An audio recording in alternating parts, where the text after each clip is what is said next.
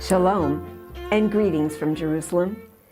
This is Joan Lippis, or Joni in Jerusalem, welcoming you to part 3 of the prologue to Repairing the breach between Israel and the church, or more importantly, between Jewish and Gentile followers of Yeshua, Jesus the Messiah. And part 3 is called A New Life.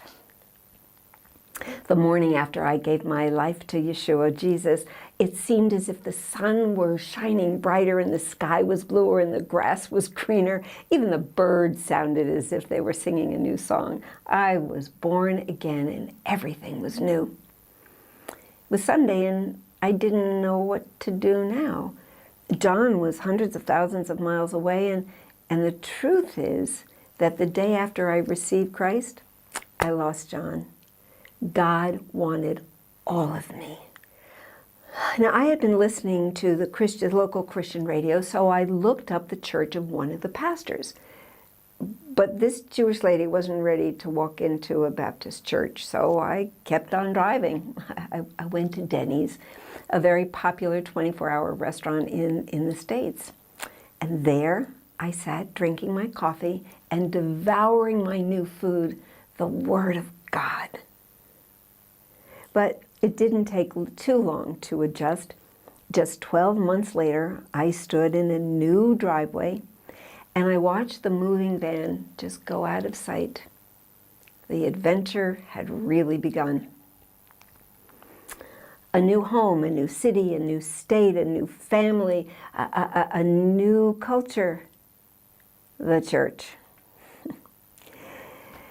What am I doing here was my question as I walked into the classroom filled with men, middle-aged men who had been pastors for at least 10 years. What was I doing here, I wondered. Here I was, a woman, a Jew, a New Yorker, in the Pacific Northwest in a conservative Baptist seminary. God has a sense of humor, doesn't he? Well, soon as I was walking out of my new church with my new pastor, I said to him, "So the holidays are coming. What do we do?" Now, when a Jewish person talks about the holidays, we're not talking about Thanksgiving and Christmas. We're talking about Rosh Hashanah and Yom Kippur. Pastor said, "Joan, you don't understand. We don't do anything. Jesus did it all." I said, "Pastor, you don't understand.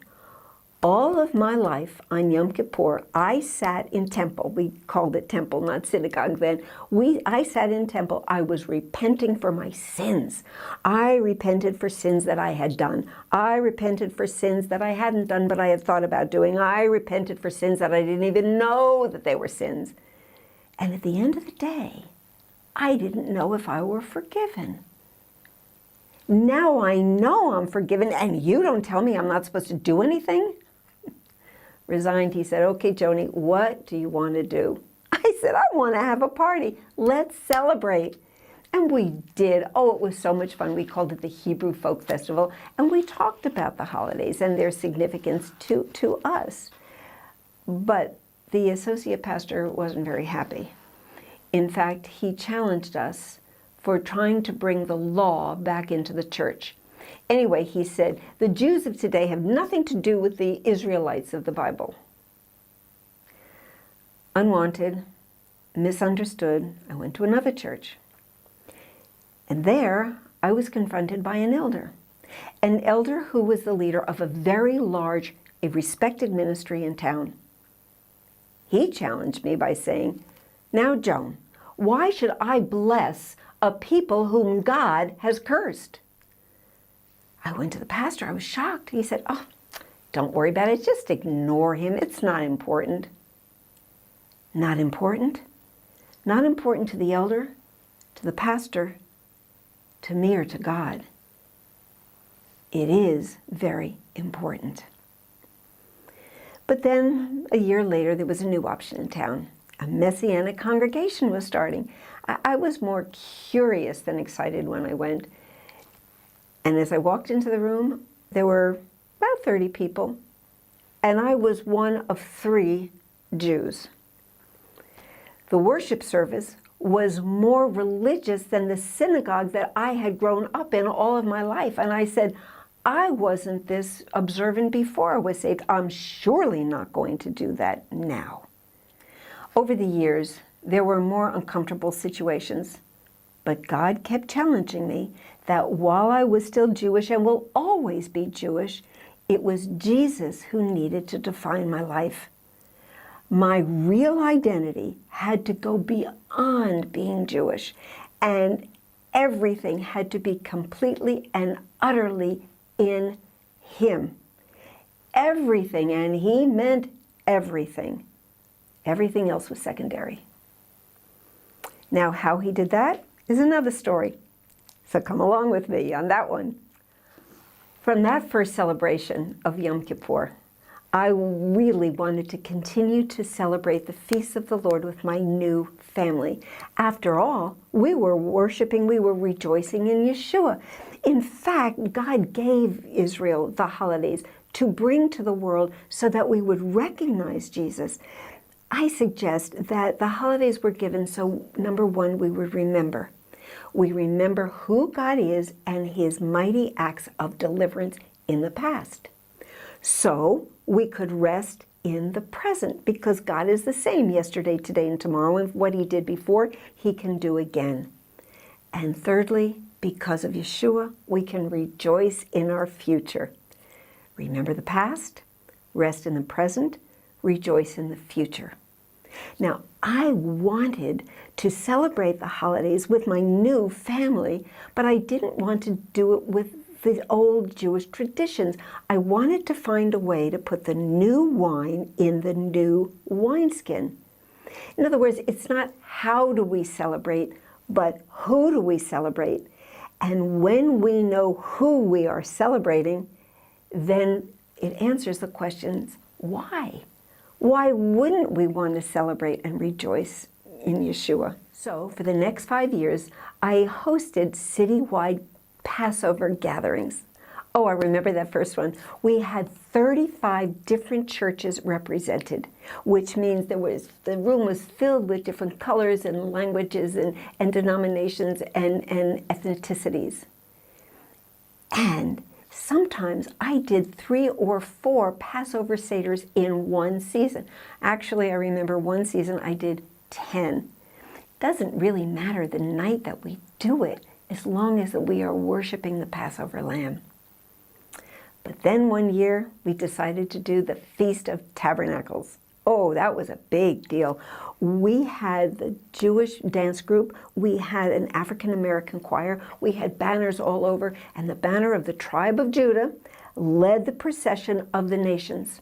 We had friends from 25 different nations carrying their flags, marching under a golden chuppah, the wedding canopy, a golden chuppah held by 4 pastors from different denominations. Oh, wow, I think my joy was only transcended by the joy of heaven. Books soon followed, and I seemed to be the go-to resource for anything of Jewish roots and Jewish heritage. But God wasn't happy. He was jealous. 2 weeks after that amazing celebration of the Feast of Tabernacles, I joined some friends who were going to Israel. The men were initiating a 3-day prayer time with pastors and leaders. And so my friend Maggie and I went to visit a leading Palestinian pastor in Bethlehem. I thought I was single-handedly going to solve the problem between the Jews and the Palestinians because if we just had enough love, everything would be fine. Now, there's a caveat here. The issue between Israel and Palestine, or Palestinians, is not political. It's spiritual. And you cannot solve a spiritual problem with a political answer. And anyway, the Bible doesn't talk about Israel and Palestinians. It talks about Jews and Gentiles. That's where the breach is. That is where our problem is. But those designations of Jew and Palestinian is important for this story. That first night was pretty amazing too. The pastor anointed my feet with oil. And I was so overcome watching him at my feet. I called for some water and I washed his feet, not only with water, but also my tears.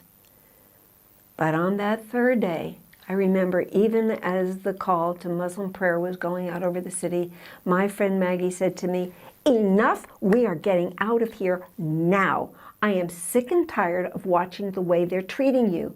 They treat me like a queen and they treat you like dirt. We're leaving." Do I need to tell you that Maggie was Gentile? She wasn't Jewish? You see, what had happened was for 3 days after that first night, I was bombarded with anti-Jewish, anti-Israel rhetoric. Even their flag that was so proudly displayed, not only in their house, but all around the city, spoke of hatred. The very colors were anti-Semitic, anti-Israel. So I was very glad to meet my friends because we were going to a Messianic congregation, and finally I was going to be with my own people.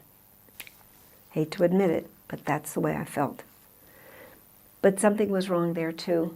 I knew God was after me for something. I tried to sleep that night, but I just couldn't. I just was tossing and turning, and finally at 2:30 I said enough, and I walked over to the shoreline of the Sea of Galilee, the Kinneret. And there I sat, waiting, listening to the silence until the still small voice of God spoke to me. You are so busy being Jewish that my love cannot flow through you. Your identity, the core of your identity, cannot be Jewish. It has to be me. I was stunned. I didn't know what to do. When I met my friends for breakfast, I told them what had happened, and they were very happy because at the prayer summit, the guys had seen the same division. Believers, but divided between Jews and non-Jews. So when I went back home, I sat silent for about 6 months. My whole ministry had revolved around Jewish roots and Jewish heritage, and no more. Finally, after 6 months, I asked God the right question. You made me Jewish. Why? Of course, the answer was swift and clear: for my glory. Friends, we've been made, Jews and Gentiles, just the same way we've been made men and women. Uniquely distinct, but the same in Him. That's the one new man. Anything that takes us away from the preeminence of Yeshua is going to lead us astray. So I thought the issue had been settled when I moved to Israel. But there were new challenges, and not just the challenges of being in a Middle East culture, the challenge of tradition. The traditions here were just as foreign to me as the traditions of the Gentiles had been, because the tradition transcend Scripture, and yet these traditions define the lives and the identity of the nation. Again, adapting, keeping Yeshua preeminent in my life.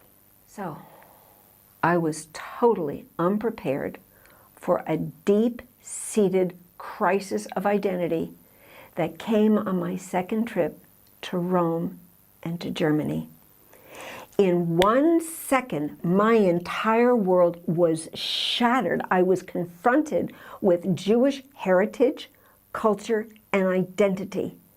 Because in those two countries, I was confronted by 2,000 plus years of Jewish hatred, anti-Semitic rhetoric, which led to the most violent atrocities, all done in the name of Jesus, all done by people who claimed His name and called themselves Christian.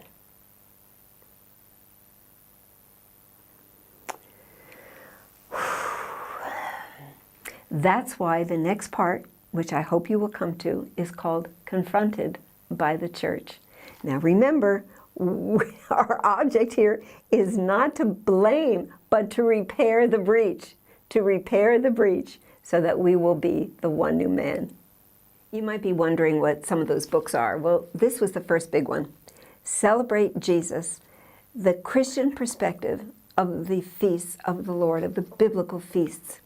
It's very easy, you know, even though it looks very big, it is very big, but it's very simple. It's very easy to read because I divide each of the holidays into 5 sections. I say if any one of these 5 are ignored or emphasized, we're out of alignment. 1, season. When did they come? When are they celebrated? 2, national. What event in Israel's history does this holiday observe? 3, spiritual. How do we see the character of God? 4, redemptive. Yeshua, the Holy Spirit. And 5, which I think is probably the most important, is kingdom. So what? What does this holiday, what do the principles of this holiday have to do with me and my life and my culture? So you can find that on our website, www.novea.org. And speaking of my website, won't you meet me there? Perhaps you would like a seminar either on repairing the breach or on the holidays and their significance. Maybe you want me to come and help you celebrate Passover. I have a great new Haggadah called The 3 Tables, which takes us from the table of Moses to the table of Jesus to the marriage supper of the Lamb. So please do get in touch with me. Novea@novea.org. Novea@novea.org. And with that, I say, Lehitraot, Shalom from Jerusalem.